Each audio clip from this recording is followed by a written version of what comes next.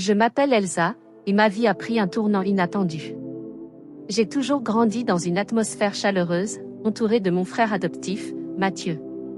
Nous avons partagé tant de souvenirs d'enfance, riant ensemble, construisant des châteaux de sable sur la plage, et nous promettant de toujours être là l'un pour l'autre. Mais avec le temps, ces promesses ont pris une tournure plus complexe.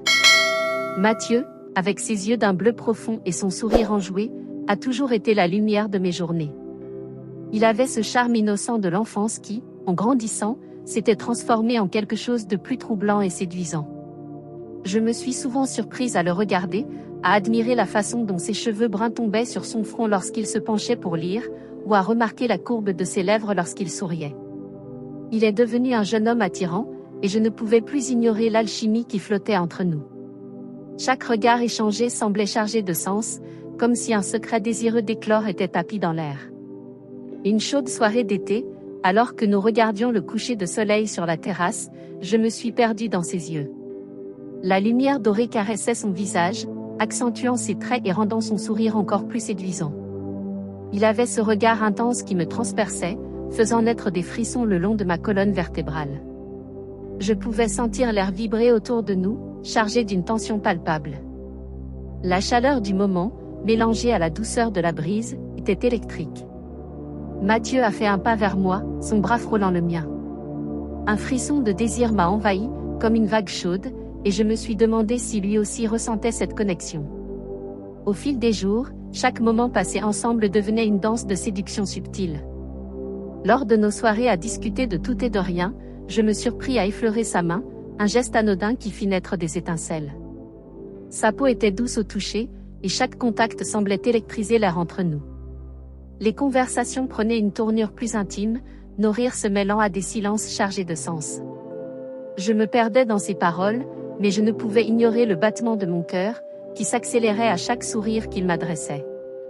Nous avons commencé à passer plus de temps ensemble, explorant des endroits isolés, des parcs, des cafés, là où le monde extérieur semblait disparaître. Les regards se faisaient plus insistants, nos rires plus complices, et chaque moment ensemble devenait une promesse non dite. Je me souviens d'une journée où nous avons décidé de faire une randonnée. En grimpant sur la colline, je me suis retrouvée juste à côté de lui, son épaule frôlant la mienne. Chaque pas semblait nous rapprocher, et la montée ardue me laissait essouffler, non seulement à cause de l'effort, mais aussi à cause de la proximité de son corps. Je pouvais sentir la chaleur émaner de lui, et chaque fois qu'il se retournait pour m'encourager, je sentais mon cœur s'emballer. Un soir, alors que nous regardions un film dans le salon, je sentis son bras se poser doucement sur mon épaule. Mon cœur s'est emballé, et j'ai laissé ma tête glisser lentement contre lui, savourant ce contact. Je pouvais entendre le rythme régulier de sa respiration, un son apaisant qui contrastait avec l'agitation de mes pensées. Mes pensées s'embrouillaient, balançant entre l'envie de rester là, blottie contre lui, et la peur de franchir une ligne que je savais dangereuse. Les soirées passaient et avec elles, la tension entre nous grandissait. Nous avons commencé à jouer à des jeux où la proximité physique était inévitable. Dans ces moments, je pouvais sentir son corps tout près du mien, son souffle chaud sur ma peau, et je savais que nous étions en train de franchir un cap, une tension insupportable s'était installée entre nous, un désir qui ne demandait qu'à être libéré. Les gestes innocents se faisaient plus audacieux. Je me suis surprise à toucher ses bras musclés en riant, à me pencher un peu plus près que nécessaire lorsque je lui parlais.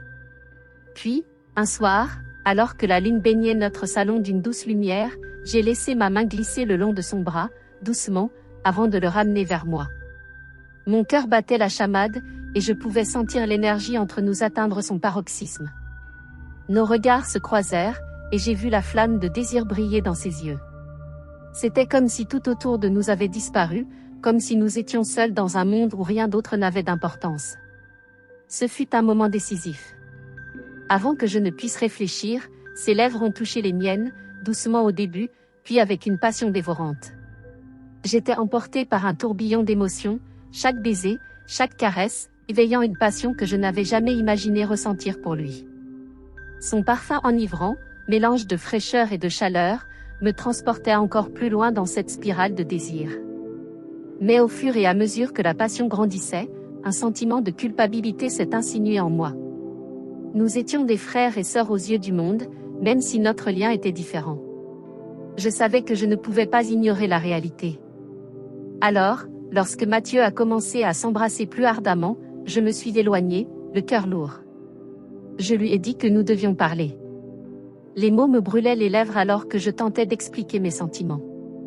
Je me souviens de chaque détail de cette conversation, de son regard surpris, de la douleur dans sa voix quand il a dit qu'il comprenait, mais qu'il n'arrivait pas à contrôler ses émotions. Je lui ai demandé ce que nous allions faire de ce moment, comment nous allions gérer cette passion naissante. C'était un mélange d'incompréhension et de peur qui nous entourait, et il était évident que nous étions tous deux perdus dans cette tempête d'émotions.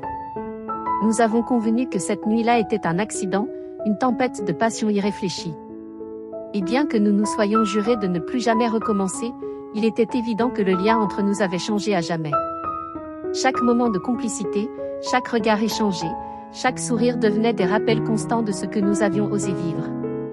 J'ai ressenti un vide immense, une solitude que je n'avais jamais connue. Même si j'étais entourée de mon frère, la distance qui s'était installée entre nous était palpable. Je me suis rendu compte que mes sentiments pour lui ne faisaient que grandir, que je ne pouvais pas simplement les éteindre comme une flamme vacillante. Chaque fois que je le voyais, mon cœur se serrait, me rappelant cette passion interdite. Nous avons décidé de prendre un peu de temps pour nous éloigner, pour réfléchir.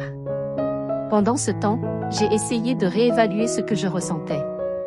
Je me suis plongée dans mes études, cherchant des moyens de distraire mon esprit.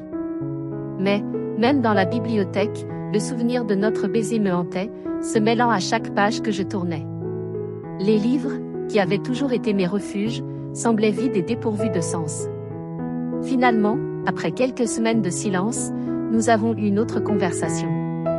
C'était comme un retour à la réalité, mais je savais que les choses avaient changé de manière irréversible. Je savais que je l'aimais, mais je ne savais pas comment gérer ce sentiment.